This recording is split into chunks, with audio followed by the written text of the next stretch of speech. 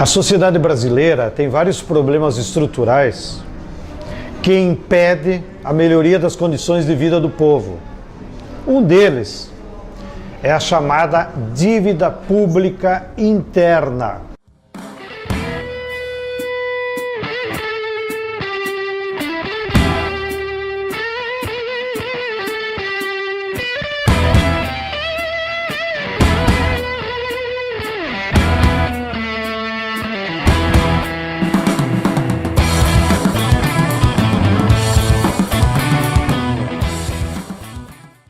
Eu entendo a dívida como sendo uma forma de escravização das pessoas físicas ou jurídicas que aceitam uma dívida. Quando se fala em dívida pública, muitos se perguntam, né, que dívida é essa? De onde ela surgiu? Né? A quem ela é devida? A quem está pagando essa dívida? Na verdade, é o povo que está pagando isso. Portanto, é imprescindível que nós possamos auditar essa dívida, até porque nós temos diversas provas de ilegalidades, de legitimidades dessa dívida, que começou basicamente na época da ditadura militar. Nós nos ingressamos no processo do endividamento público com a ditadura. Foi a política econômica instituída pela ditadura, que foi uma exigência americana, que deu início à dívida pública brasileira. Em 77, no governo Geisel, né? Quando o Delfim Neto falou na televisão, perguntaram a ele, se o senhor está pegando dinheiro lá fora, isso não é perigoso? Ele falou, perigoso como? Nós estamos usando a poupança dos outros para gerar o nosso desenvolvimento, que perigo tem isso? Só que, irresponsavelmente, ele pegou empréstimo a juros flutuantes. Pegou empréstimo a 6%, permitindo que a taxa variasse ao bel prazer dos Estados Unidos. E os Estados Unidos levou esse juro para 23% e quebrou o Brasil e todos os países latino-americanos. Os juros flutuantes, que é um crime em que a Convenção de Viena declarou que é criminoso o juro flutuante, elevou os juros da nossa dívida de 5% para 20%. Aí havia uma escolha, né, que era sentar na frente dos credores e dizer: vocês estão completamente ilegais em termos da legislação internacional, vamos fazer uma renegociação radical, não é? E a outra escolha era baixar a cabeça e aceitar os termos. Foi o que os governos da ditadura fizeram e nós então nos enfiamos profundamente numa situação terrível de não só nos tornarmos pagadores permanentes de um tributo eterno, que é o pagamento da dívida, é como um tributo colonial que a gente está pagando continuamente, uma sangria permanente dos nossos recursos, das nossas riquezas, às custas do suor e do sangue do nosso povo, como dizia o Tancredo, né? E, ao mesmo tempo, a gente se tornou exportador líquido de capital, que é outra coisa gravíssima.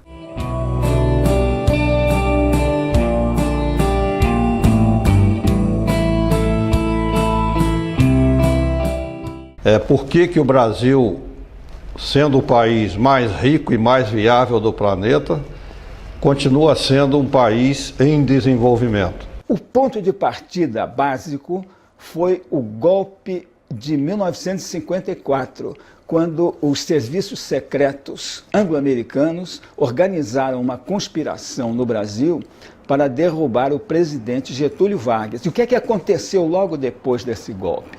Aconteceram modificações na legislação de capitais estrangeiros, oferecendo subsídios incríveis para que as empresas transnacionais viessem a ocupar como ocuparam e cada vez mais totalmente os mercados e a produção no Brasil. As nações que estavam desenvolvendo um processo político de promover o desenvolvimento autônomo, soberano, em função das suas necessidades, já não tiveram mais oportunidade de fazê-lo. O projeto de Getúlio Vargas foi por terra. A importância das estatais está em que elas contribuem para que o governo tenha uma autonomia de gestão. Um país que todos os setores estratégicos estejam entregues aos estrangeiros, ele não consegue ter gestão sobre a sua economia. Nós não temos mais indústria de base. A indústria de base foi privatizada também, praticamente toda ela, a começar pelo aço. As nossas riquezas, que são imensas, não estão devidamente exploradas pelo povo brasileiro. Por exemplo, a nossa maior pauta de exportação hoje são os minérios. E nessa exportação o Brasil fica com 1% em média de royalty. O resto, 99%, fica para quem exporta. E são empresas multinacionais, porque a partir das mudanças da ordem econômica feitas em 95 pelo Fernando Henrique, as empresas estrangeiras tiveram 100% de acesso ao subsolo brasileiro. É a dívida que determina as privatizações, porque para onde vão os recursos das privatizações? Para pagar a dívida. O lucro das estatais, por que a gasolina aqui no Brasil é tão cara? Porque o lucro da Petrobras, a parte que está em mãos privadas, os acionistas recebem os dividendos. Mas a parte da Petrobras que ainda é pública, os lucros vão para pagar a dívida. Para a gente ter noção, agora mesmo, no ano de 2013, foi feito o leilão do poço de Libra, que foi vendido por 15 bilhões de dólares, e esses 15 bilhões de dólares foi para ajudar juntar para pagamento de superávit primário. Então, foi vendido o petróleo brasileiro, né? Mas, ao mesmo tempo, esse petróleo, esse dinheiro é destinado para pagar a dívida. Nós não podemos continuar a conviver com uma funcionalidade da dívida pública que obedece apenas a essas exigências da manutenção de um modelo que sacrifica a nossa soberania, compromete a nossa indústria e, principalmente, abre condições de uma desnacionalização completa do aparato produtivo brasileiro. Nos últimos 20 anos de governo, de Fernando Henrique a Dilma, o governo destinou o pagamento de juros e amortização das dívidas de mais de 9 trilhões. 9 trilhões. E ao mesmo tempo que a gente pagou essa fortuna incalculável, a gente tem uma dívida de mais de 4 trilhões. Aí existe uma controvérsia, porque se eu paguei 9 trilhões, como é que eu posso estar devendo 4 trilhões ainda?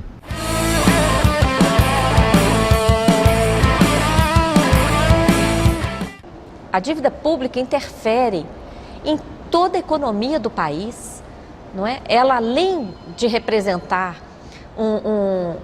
uma subtração brutal de recursos do orçamento a cada ano, ela ainda pauta a política econômica do país. A principal meta que nós temos hoje no nosso país é a meta de superávit primário.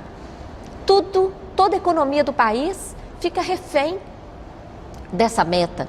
Nós não vamos conseguir resolver os problemas que nós temos de saúde, de educação, de transporte público, de moradia digna, de reforma agrária, se nós não suspender o pagamento dos juros da dívida interna, que hoje é chamado do superávit primário. O que é o superávit primário?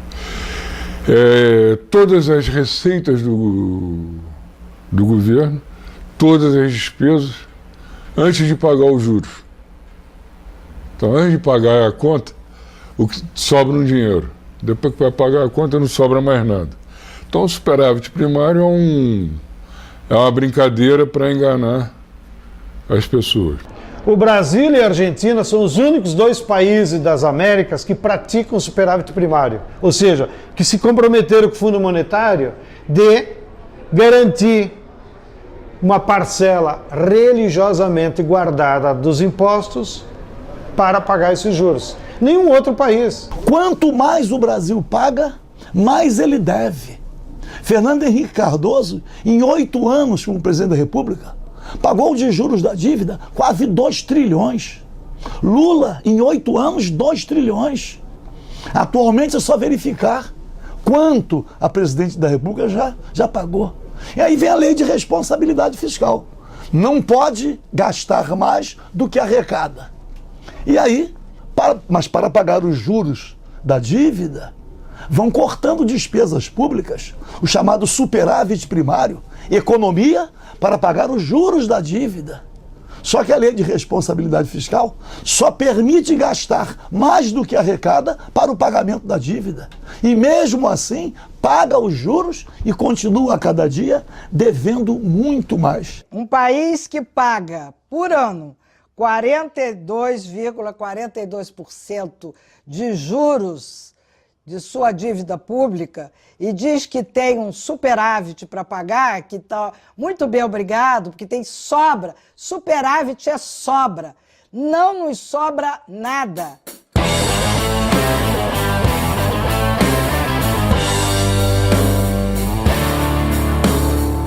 O brasileiro tem muita dívida, tem de pagar. Não, a gente tem de pagar aquela dívida que é legal, que é legítima. Não pode ser paga dívida que não é legal e nem legítima e que nem beneficiou o povo. Que é um processo que não tem um governo culpado. Todos os governos são culpados. Porque cada um foi lá, ao invés de resolver o problema, rolou e aumentou o problema. Se a gente olhar a forma como o governo brasileiro vem tratando a questão, ela não mudou muito. Desde o segundo governo Fernando Henrique, olha que já passamos por 2 governos Lula, estamos no governo Dilma em eleição para ou um novo governo Dilma ou um outro candidato, não importa. Mas a condução é a mesma. Primeiro, não se discute o não pagamento. Não se discute a auditoria. Não reconhece-se o estoque da dívida e a forma como ela foi montada. Não há nenhum senso crítico a respeito dela. Como é que ela foi criada, qual o papel da ditadura nisso, enfim. As condições em que foram assinados os acordos, seja com o Clube de Paris, FMI, Banco Mundial, não se questiona nada disso. Reconhecido o estoque da dívida, paga-se a obrigação financeira. O argumento é que isso gera credibilidade nos mercados. Voltando ao início, porque a dívida pública, no fundo, é o step da especulação nos mercados financeiros. Então tem que ser paga. Como é que se paga? Com recursos públicos. Essa grande expropriação que os bancos fazem contra o orçamento nacional faz parte de uma agenda política de primeira ordem, já assumida pelos movimentos, que agora nós temos de pressionar para que seja assumida também pelo governo federal. Hoje a gente paga 40% em média de imposto no Brasil. Ou seja, eu trabalho 4, 5 meses e pouquinho só para pagar imposto. Metade do ano. Metade do ano só para pagar imposto. E o que eu recebo de volta? Nada. Para onde vai esse dinheiro? Vão para os credores dos títulos dessa dívida, que segundo o levantamento do Márcio Porchman, não são mais que 15 mil credores. Então, esse mecanismo é um mecanismo perverso de concentração da renda no Brasil. Então vocês podem imaginar, 200 milhões de brasileiros pagam imposto, 30% desse imposto, em vez de ir para a educação, para a reforma agrária, para a saúde, vai para os juros da dívida interna, vai para 15 mil famílias, que acumulam esse dinheiro e ficam mais ricos. Compram apartamento, recompram $1, fazem qualquer coisa.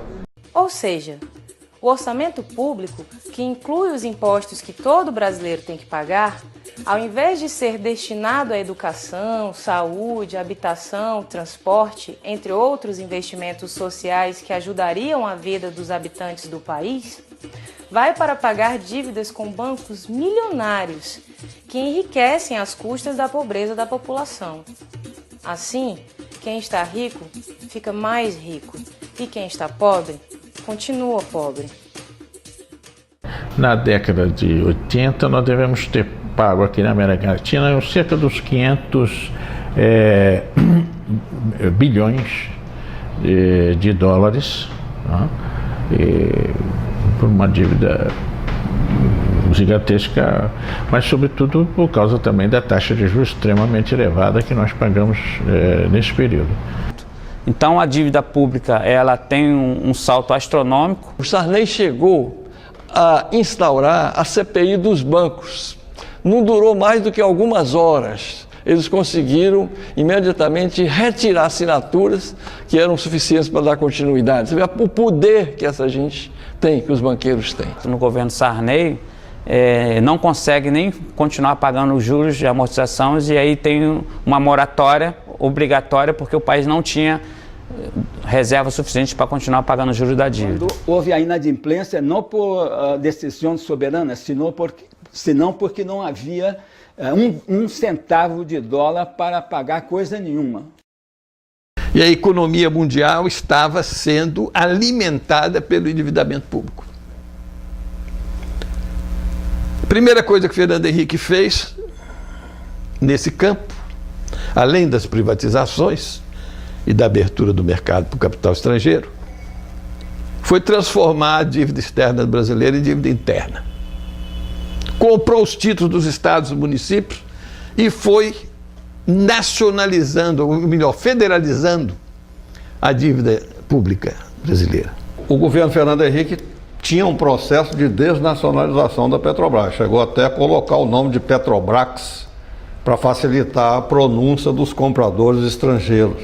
Desde 1994, o Brasil convive com uma combinação de situações extremamente perversas, particularmente a combinação de juros muito elevados e, ao mesmo tempo, de um dólar barato. Esse foi o caminho encontrado principalmente pelos bancos e multinacionais para a estabilização da economia do país sob o ponto de vista monetário. Mas as consequências que isso gera, sob o ponto de vista, em primeiro lugar, do orçamento público da União, são gravíssimas. Essas consequências comprometem hoje quase metade desse orçamento com pagamento de encargos financeiros. O que é a lei da responsabilidade fiscal? É que nós temos que ter responsabilidade de ser bons pagadores, entendeu? Mesmo à custa das nossas riquezas. A Margaret Thatcher, já na década de 80, 90, ela dizia assim, se o país não tem condição de pagar sua dívida, que venda suas reservas, seus minerais, que venda suas terras, que venda tudo, mas nos pague. Ela teve a petulância, a coragem de dizer isso. E acontece que o governo Fernando Henrique seguiu à risca essa proposta.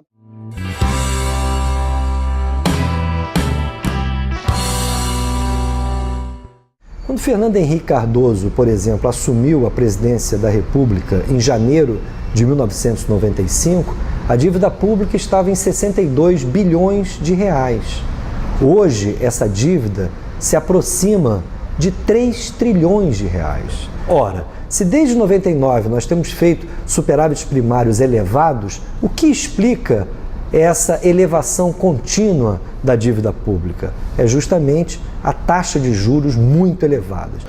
Os juros da dívida interna brasileira sempre foram os maiores juros do mundo, né? Hoje nós temos aí a taxa Selic a 11%, mas os títulos estão sendo emitidos a cerca de 13% ao ano, que é uma taxa de juros que não se encontra em nenhum lugar do mundo. Estados Unidos, Europa estão com taxas de juros de 0 a 1% ao ano, e isso obviamente atrai, né, os capitais internacionais para o Brasil, ou seja, mais uma prova de que a dívida interna, na verdade, ela é também externa, né, porque atrai o capital de todo mundo.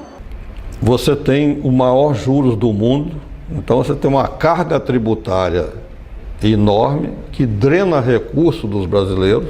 Você põe uma carga tributária entre as maiores do mundo e paga aos bancos o maior juros do mundo, então você transfere a renda brasileira para os bancos e fundamentalmente bancos estrangeiros, porque muitos desses bancos brasileiros aí têm maioria de capital estrangeiro, né?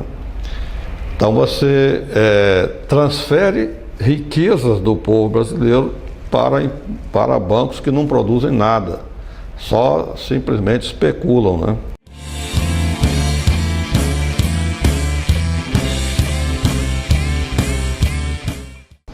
Acho eu que é impossível você tomar de volta qualquer dinheiro de banqueiro.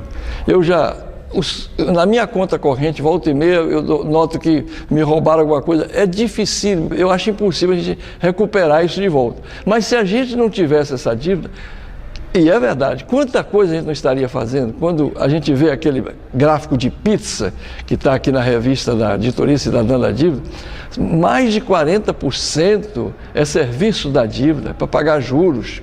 Mais de 40% é para você, então, engordar quem já está rico. Banco, para dizer simples, o que é um banco? Um banco é uma instituição que empresta porque pegou emprestado. Banco é basicamente isso. É o que fazem as pessoas com esse dinheiro. Quer dizer, para que serve praticamente esse dinheiro? Não é? Quer dizer, Marx já disse uma vez numa nota de rodapé que se chegasse algum estrangeiro na Inglaterra, ficaria difícil explicar o que faz um banqueiro, né? Quer dizer, a gente pode explicar que um pedreiro constrói casas, a gente pode explicar que um médico cuida das pessoas quando ela fica doente, a gente pode explicar que um professor ensina coisas àqueles que não sabem. Agora, o que faz essa figura que se arvora a deter a maior parte da riqueza nacional, né? Além de andar de terno, jatinhos e voar para casa de helicóptero quando acaba o seu dia, né? Qual é a função que essa pessoa ocupa? O que é o spread bancário? Que é basicamente a rentabilidade dos bancos. O spread bancário nada mais é do que a diferença entre a taxa de juros que eles cobram os bancos para emprestar, que se chama de taxa de juros do ativo, menos a taxa de juros que eles pagam por pedir emprestado para quem deposita o dinheiro nos bancos, que é a taxa de juros passivo. O spread bancário é a diferença entre taxa de juros ativo e taxa de juros passivo. Então os bancos cumprem uma função e um serviço, mas é necessário que a sociedade saiba que esse serviço é para o capital. É para a saúde do capital. Para que o capital não perca as suas taxas e lucratividade, o banco tem um papel fundamental. Para a vida humana, eu confesso que não descobri ainda para que serve um banco.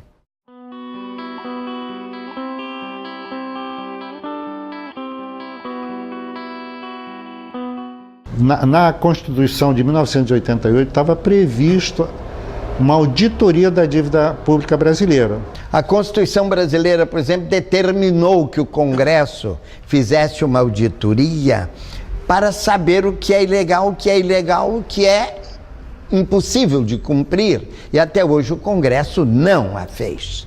Apesar de a Constituição ter sido votada em 1988, com prazo de 1 ano, até hoje não a fizeram. Nós recorremos, através de um recurso muito bem feito, através do presidente da OAB, ao Supremo Tribunal Federal, e isso encontra-se há muitos anos engavetado. Existe na própria Constituição a suspeita, no artigo 166 da Constituição, de que houve uma fraude nesse artigo. O que acontece em 88 com relação especificamente à dívida pública? Acontece o seguinte, uma fraude perpetrada com a introdução de um dispositivo na Constituição que nunca foi sequer discutido nem votado. Foi uma fraude grosseira no artigo 166, parágrafo 3º, inciso 2, em que introduziram esse dispositivo, ou seja, privilegiando o serviço da dívida no orçamento. Então, a dívida no orçamento nem é discutida, ela passa direto. Na Constituição de 88, ficou claro que não podia ter taxa de juros superior a 12%. Isso ficou para ser regulamentado mais tarde. Até hoje, o pessoal já esqueceu, está lá na Constituição. Então, é absurdo o que se faz. Tem interesse, tem banqueiros que têm interesse nessa taxa de juros, não se explica para onde está indo o dinheiro, e cada vez mais nós vamos numa bola de neve.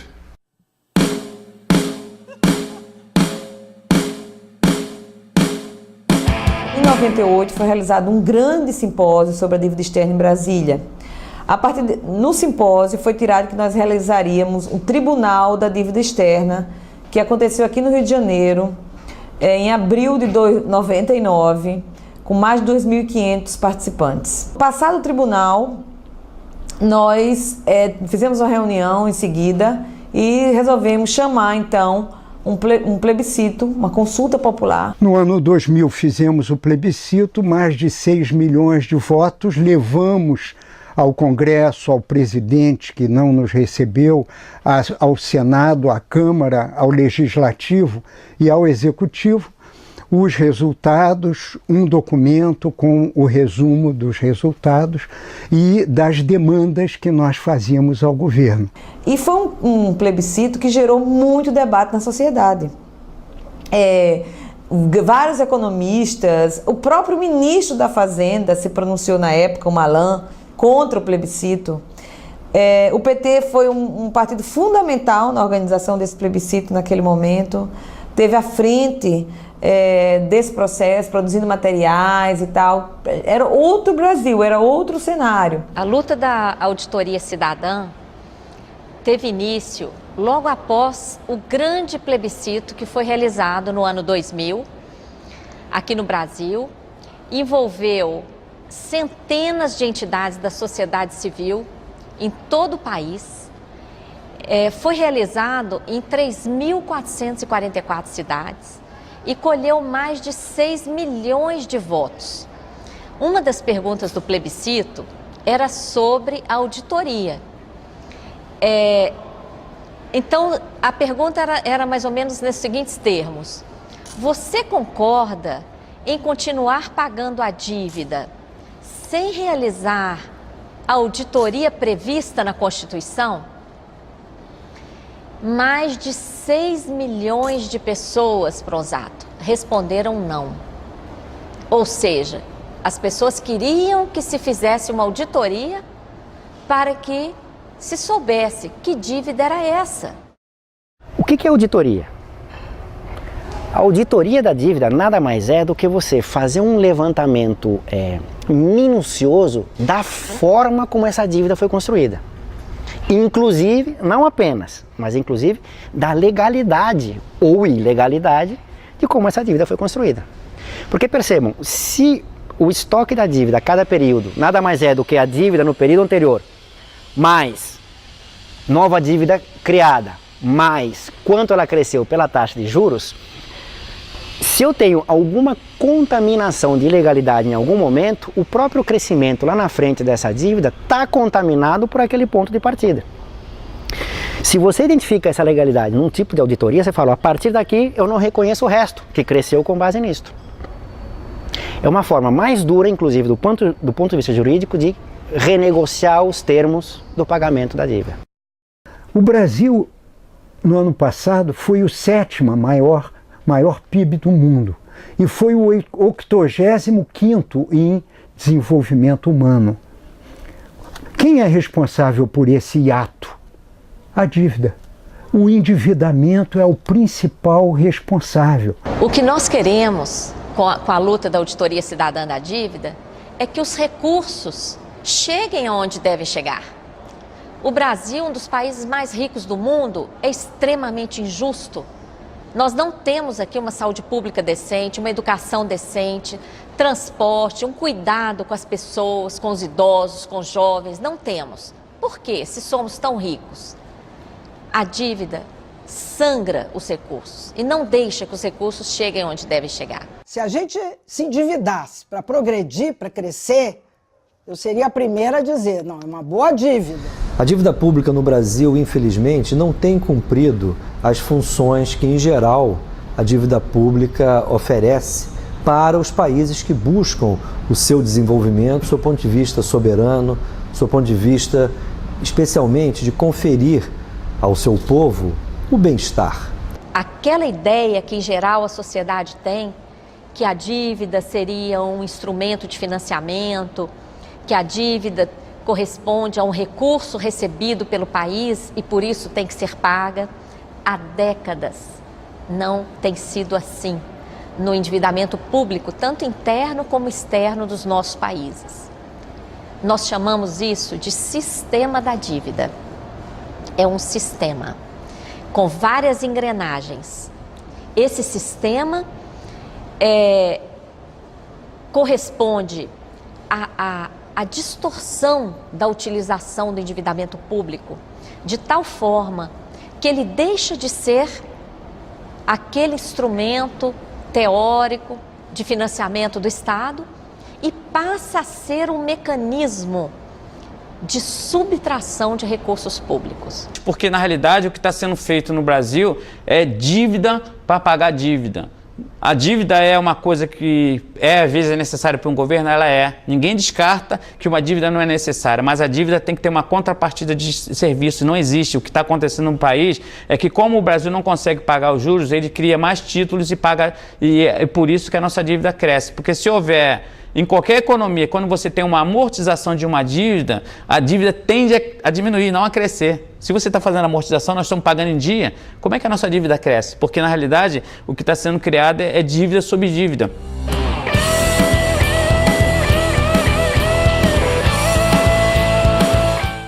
Quando fizemos a CPI da dívida pública, nossa proposta, feita aqui no Congresso Nacional, certamente nós colocamos o dedo na ferida da solução da economia brasileira.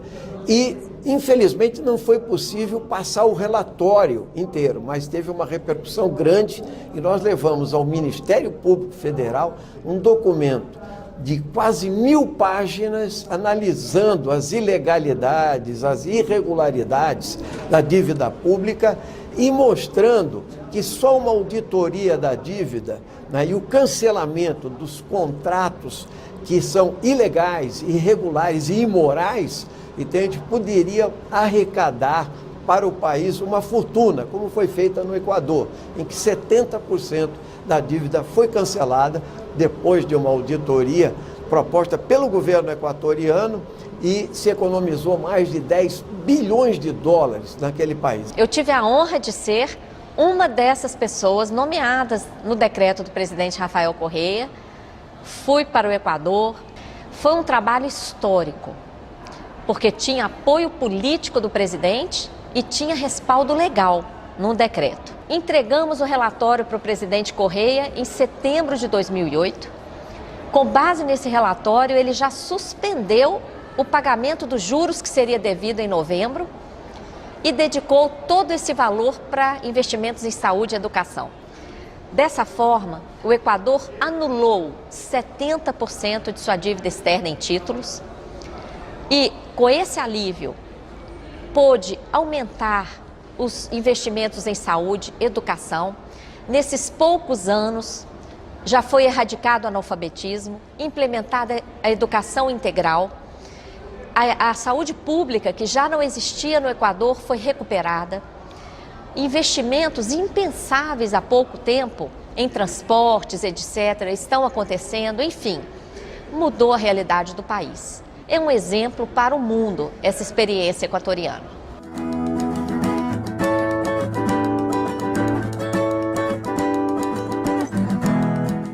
A moratória, para além de uma discussão, que também é importante, do pago ou não pago, é uma forma de forçar o credor a sentar na mesa para renegociar os termos dessa dívida. A Argentina fez basicamente isso. Falou, ó, não pago. Ou não é que não pago, porque ela continua pagando, mas eu pago, não pago do jeito que está, mas eu vou pagar se a gente renegociar o perfil dessa dívida. A crise argentina, né, dos fundos abutres mostram claramente, e o nome nos parece extremamente adequado, né, mostra o caráter pouco sério dessas instituições. A Argentina também possui um fato histórico em relação à dívida, que é uma sentença judicial que condenou a dívida externa argentina, considerando-a ilegal, imoral, ilegítima, que é decorrente, é conhecida como sentença Olmos. Infelizmente, as autoridades argentinas não levaram isso em conta e renegociaram sucessivamente essa dívida em processos que provocaram enorme prejuízo ao povo e à economia do país.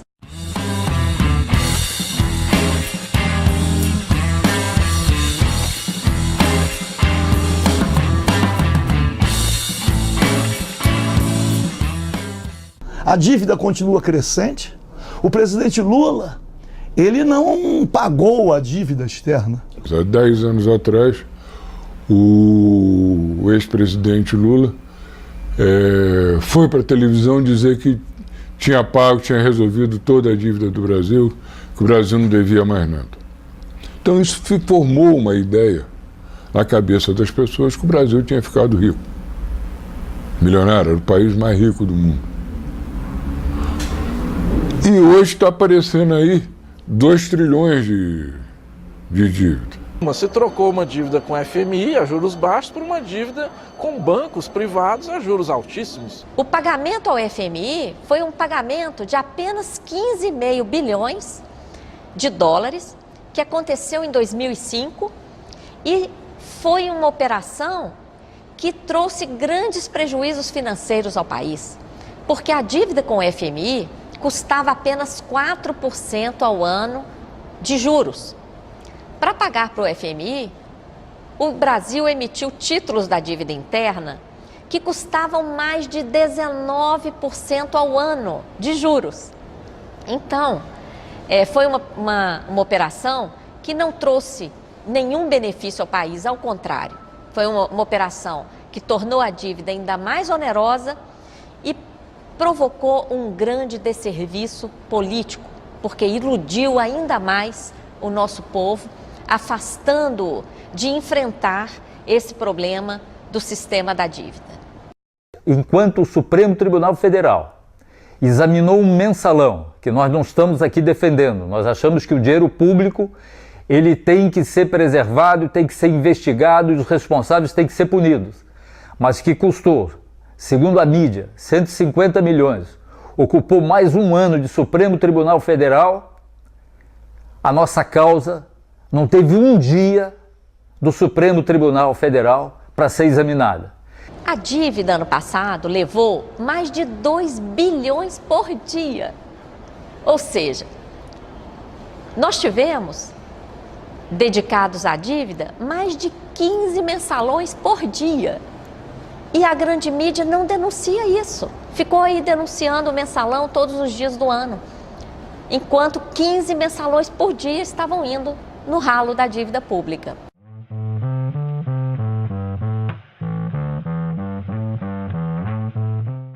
Os banqueiros estão fazendo uma brincadeira com o governo.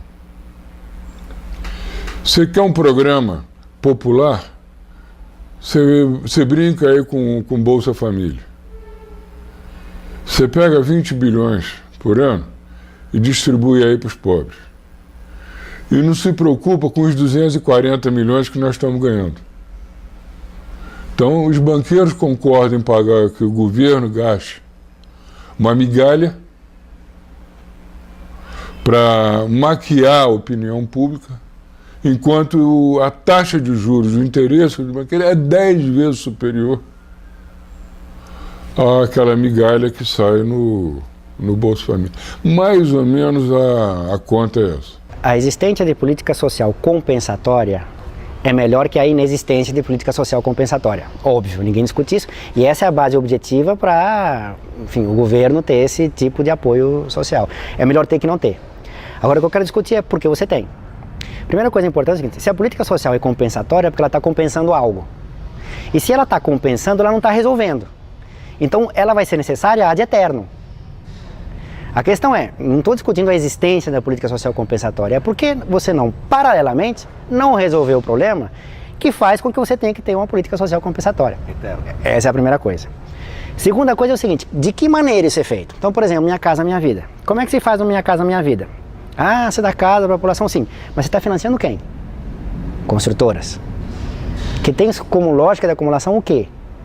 Como é que é a lógica de valorização do capital das construtoras? É a mesma lógica de valorização do capital fictício. Você está dando bolsas para pessoas que nunca tiveram a chance de entrar na universidade, entrar em universidade privada com subsídio de Estado. Que bom que elas entraram na universidade, porque antes não entravam. Sim, mas qual é a lógica disso? Passar recurso público para garantir valorização de universidade privada e as vagas de universidades públicas estancadas. Defender política social não é ser anti-neoliberal. O que te faz ser liberal ou neoliberal ou anti-neoliberal é a forma da política social que você implementa. Política social focalizada, compensatória, é a política social do Banco Mundial. E não venham querer me dizer que a política social do Banco Mundial é crítica, heterodoxa, anti-neoliberal, que de fato não é. Não pergunte nada, não pergunte nada. Não pergunte nada, não pergunte nada.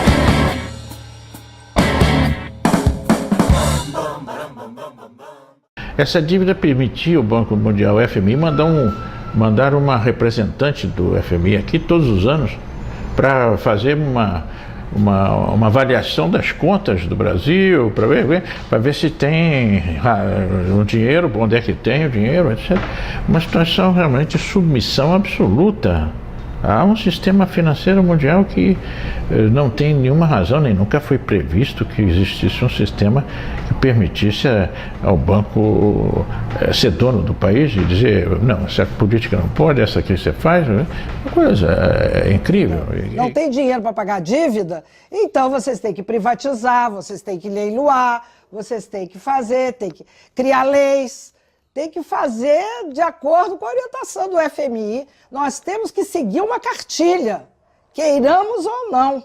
Então, que dê a nossa soberania. Romper com o neoliberalismo tem custos.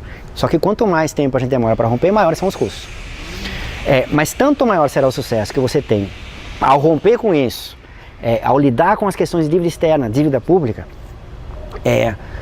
quanto mais apoio político, econômico e social você tem. O que significa isso? Que a integração regional é condição sine qua non.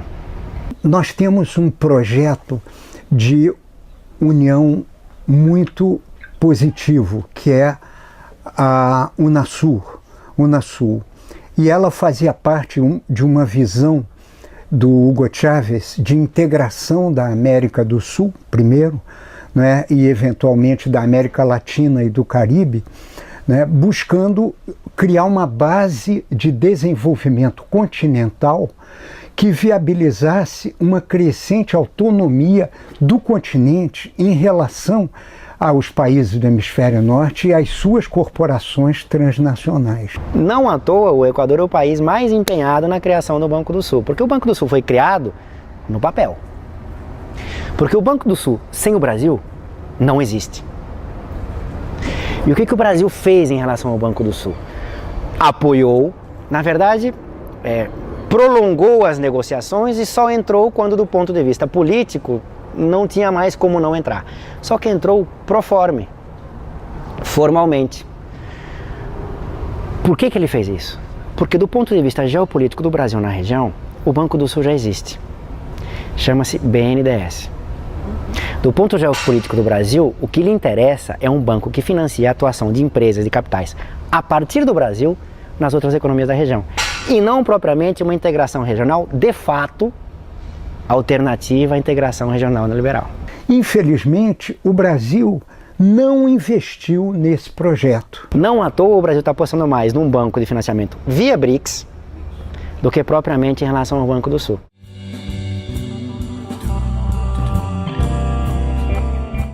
Mas nós estamos nos transformando numa nação ocupada pelo capital estrangeiro. Conseguiram colocar a ditadura do capital. Conseguiram. Não precisamos mais ter uma ditadura civil-militar, porque o povo está preso por algemas invisíveis, correntes invisíveis, essa dívida pública. Hoje em dia você não precisa de exército. Há um domínio puramente financeiro e econômico, e hoje essencialmente financeiro. Então nós fomos capturados pelo capitalismo internacional através de dívidas. O que ocorre é que a dívida pública tem uma funcionalidade dentro da forma capitalista. Marx já apontava isso lá no Capital, quando dizia ironicamente que a única coisa no capitalismo que é de fato socializada, que é de fato pública, é a dívida. A dívida pública passa a ter então aí uma funcionalidade de ser um dos instrumentos de carrear riqueza pública para as mãos privadas. O crescimento da dívida pública é uma condição sine qua non para a expansão da especulação nos mercados financeiros, inclusive privados. O mercado internacional se articulou para impor, se impor no mundo através do mercado financeiro. Os bancos hoje, associados às grandes empresas, eles controlam o crédito e, portanto, definem o investimento nesse país. Cresceu muito a dívida interna, notadamente porque o Banco Central é completamente um feudo dos banqueiros.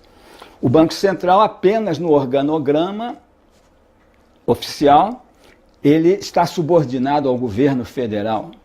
Na prática, ele serve por completo ao interesse dos aplicadores, ou seja, do grande capital, dos banqueiros. Portanto, mudar a política macroeconômica, reduzir a taxa de juros, ter uma taxa de câmbio que seja um elemento de defesa da nossa indústria nacional, seriam elementos fundamentais.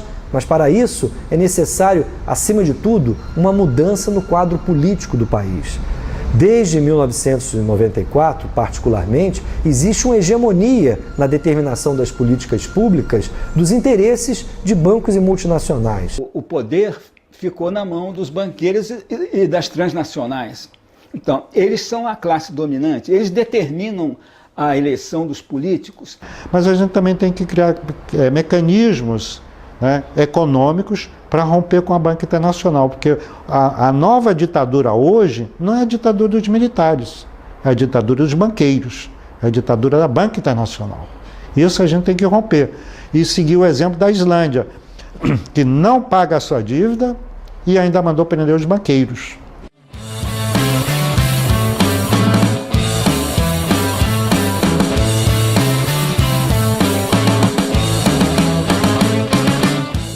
Sempre consideramos que a dívida é o principal mecanismo de dominação nas relações assimétricas norte-sul e também como um mecanismo de transferência líquida de riqueza para a burguesia. A gente percebe que as elites são impenetráveis, por mais que a gente pressione. Uma vez no poder, os governantes, os políticos cedem às pressões das corporações e não à pressão da sociedade civil. Essa oligarquia, ela fortaleceu muito o seu poder à medida que ela foi concentrando mais a finança, mais poder sobre a finança, ela também foi paralelamente aumentando o seu poder político, o seu controle praticamente completo sobre todos os governantes. O governo fica nessa corda bamba desde o segundo governo do Fernando Henrique, sem resolver a questão. Os governos pós-2002, apesar de serem capitaneados pelo PT, que sempre foi um partido crítico ao Plano Real, pelo menos até 2002, por uma concepção de governabilidade, esse partido mudou a sua concepção. Do ponto de vista macroeconômico, ele deu sequência ao que vinha sendo feito desde os anos 90. Boa parte da chamada credibilidade do governo Lula se deu justamente por esta surpresa para os banqueiros e financistas internacionais. O partido que sempre sustentou a denúncia de todas as consequências nefastas do modelo liberal no Brasil simplesmente capitulou quando chegou no governo federal. Não ter lidado com essa questão de uma maneira frontal e corajosa, o que indica isso? Indica que o tema do endividamento é tão importante para os países do norte, para os credores e para os bancos privados, que eles usam qualquer meio para ou ameaçar ou cooptar novos governos em relação a isso. E nós temos precedentes graves relacionados com uma política mais soberana de países da América Latina. Eu menciono, por exemplo, Jaime Roldós, presidente do Equador, né, que em 83, depois de uma campanha vitoriosa, fantástica, uma eleição democrática sem questionamentos, né? Como ele propunha uma gestão econômica voltada para os benefícios da população e da nação equatoriana, foi morto pela CIA, conforme está o depoimento e o testemunho do John Perkins, que é o autor daquele livro Eu Fui um Assassino Econômico. E ele diz de cátedra porque ele era um dos agentes no Equador naquela época. De modo que eu imagino que semelhantes pressões tenham acontecido com o Lula quando ele foi, em outubro de 2002, já eleito. Ele foi a Washington e aí alguma coisa aconteceu que tudo mudou.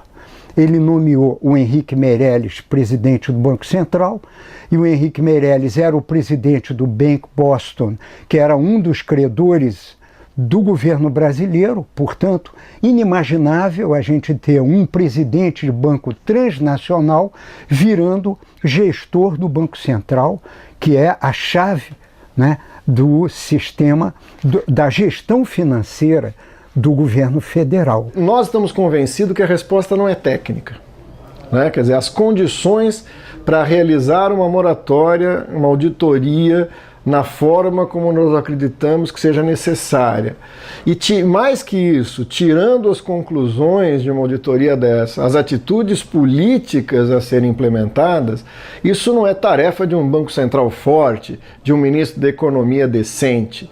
Isso é tarefa de uma mudança profunda de correlação de forças na sociedade latino-americana e mundial. Esse fragmento de classe monopolista financeira tem um poder muito grande. Para contrapor a esse poder, é necessário, como dizia já o bom e velho Maquiavel, só o poder limita poder. É necessário que o povo, que os trabalhadores, que a classe trabalhadora constitua-se num poder para fazer valer sua vontade. Eleições com a presente estrutura econômica e midiática, né? Com a concentração também da mídia e de tudo mais que há aí, não existe, a meu ver, chance alguma, nenhuma chance de reversão desse quadro, somente com um tipo de mobilização popular. Aquela manifestação de rua, grande parte daquela população que estava na rua não sabe o que acontece com o endividamento público. E por conta disso, eles estavam reivindicando coisas no varejo. Quando o tema central, para mim, na minha visão, são dois. O primeiro é a dívida pública, o segundo é a democratização da mídia.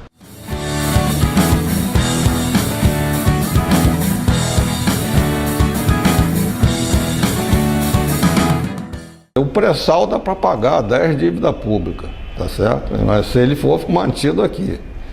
Mas não tem sentido você estar tendo uma dívida pública crescente e descontrolada, porque não se fez uma auditoria. Todos os países que fizeram auditoria da dívida, a dívida caiu drasticamente, porque essa dívida é mentirosa, essa dívida é falsa. Essa dívida que está aí é impagável. Não adianta ficar sonhando com o petróleo que vai vir daqui a 20 anos lá do pré-sal, porque quando chegar esse petróleo, a dívida vai estar num buraco tão grande que é impagável. Então, não adianta o Brasil ficar jogando para o futuro, contando com pré-sal, com pós-sal. Não é por aí que se resolve o problema. Essa é a realidade brasileira. Tem que encarar o problema de frente, tem que renegociar a dívida.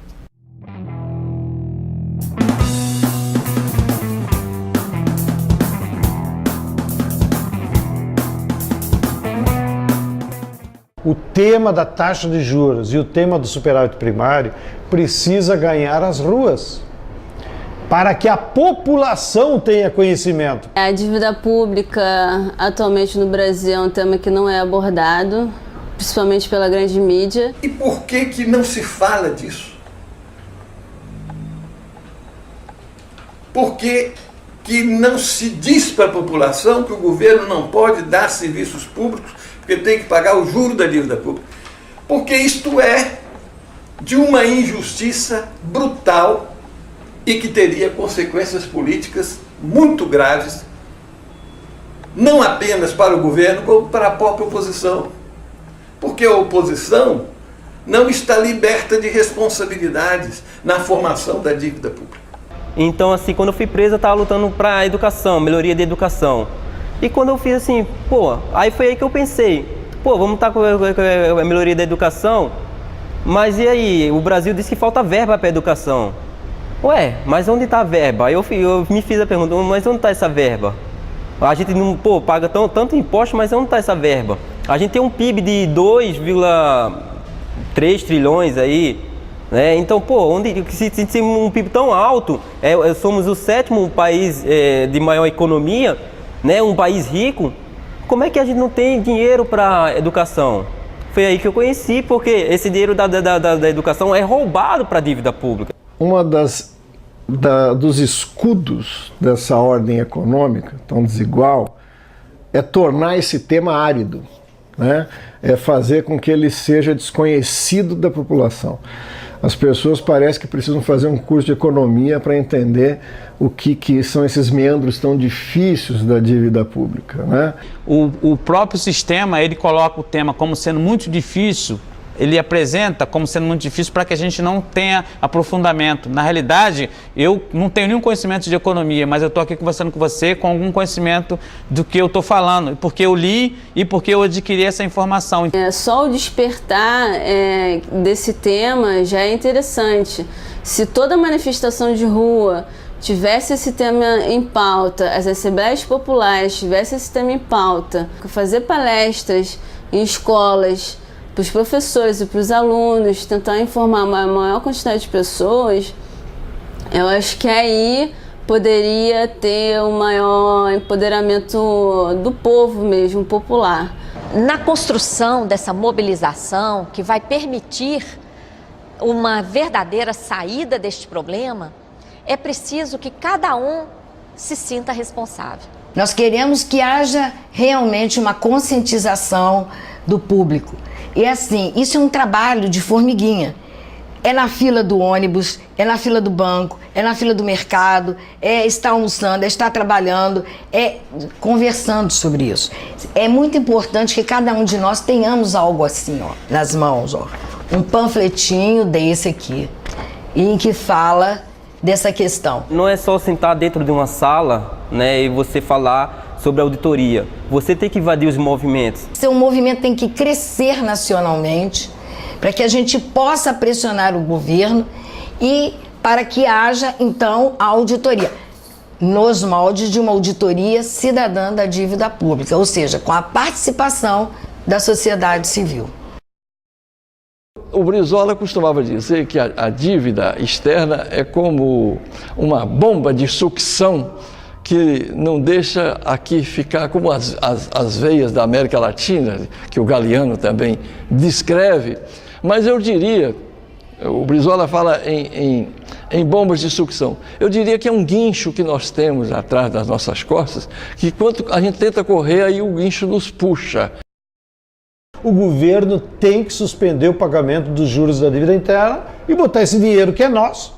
Ninguém autorizou. Eu não pago imposto sobre o leite, sobre a água, sobre qualquer coisa e digo para o governo, pegue esse meu dinheiro e pague juros. O tema é tão importante que se a sociedade brasileira não se mobiliza e não pressiona por uma nova política econômica e uma relacionada ao endividamento e uma nova política de gestão do orçamento público, nós vamos ao fracasso, nós vamos à bancarrota. Não é possível ter um modelo soberano, socialmente justo, com tanta sangria. Esse é um problema crucial para a independência do Brasil. E quando a gente fala em independência, fica uma coisa meio esquisita, né, se falar independência hoje, mas eu considero que a dívida pública brasileira hoje, ela se reveste de uma forma de neocolonialismo. Nós estamos convencidos, primeiro, que é necessário de imediato estatizar integral e totalmente o sistema financeiro nesse país. Se ele prestar algum serviço, ele tem que ser aquele de recolher o recurso e colocar a serviço do crédito para aquilo que tem que ser decidido pela maioria da vontade popular. Primeiro passo, que eu espero que esse processo nosso a gente consiga, exigir do governo que abra e bote na mesa todos os números da dívida. A dívida, ela interessa a todos e é de responsabilidade nossa exigir que seja auditada, que a gente pague a dívida, mas que for legal e legítima e que ela não seja uma dívida de expoliação do povo, né? Então é fundamental para nós garantir que a auditoria cidadã da dívida aconteça como está prevista na Constituição e que nós possamos resgatar essa porção de soberania, resgatar a possibilidade de um orçamento maior, mais justo e que possa ser destinado às políticas sociais. Entre a riqueza do país e a consumação dos direitos sociais, tem uma dívida no meio do caminho, que a gente tem que enfrentá-la. E a ferramenta legítima para enfrentar para documentar e para obter resultados é a auditoria. Quem quiser realmente governar para o bem do Brasil, ou enfrenta o tema da dívida, ou nós continuamos um país escravo, submisso, que não é um verdadeiro país. É uma colônia.